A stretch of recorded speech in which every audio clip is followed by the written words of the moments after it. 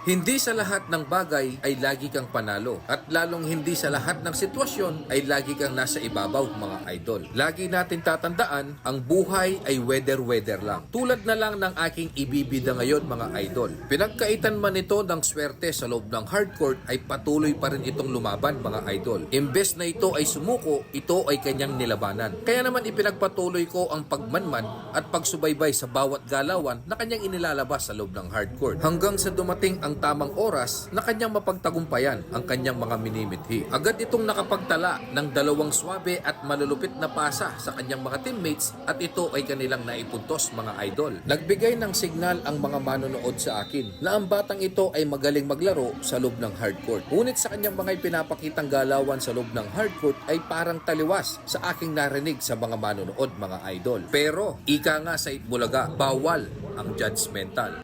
Mga idol, bago natin ipagpatuloy ang bidyong ito, ikaw ba ay nakapollow na sa aking Facebook page? At kung umabot ka pa sa part ng bidyong ito, ay maaari ka ba mag-comment kung taga saan ka? Para naman alam ko kung hanggang saan napadpad ang bidyong ito. Maraming salamat!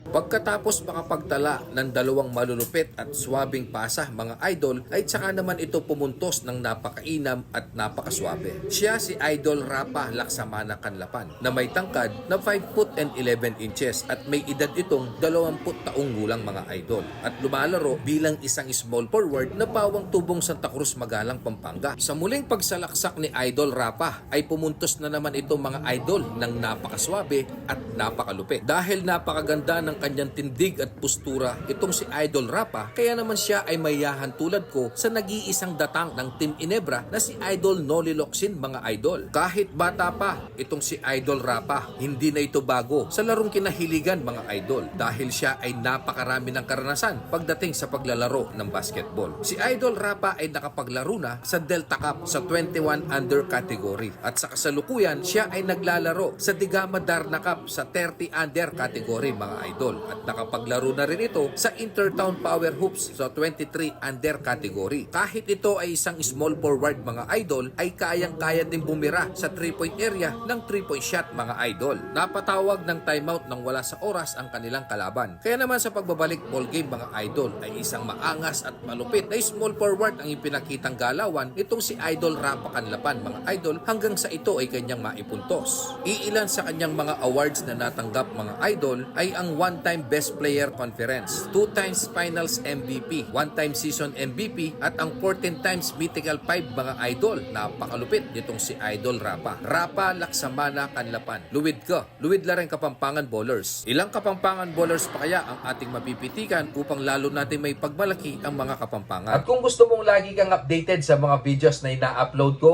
ay huwag mong kalimutan ang mag-like, mag-follow sa aking page at mag-shares ng aking mga videos mga idol.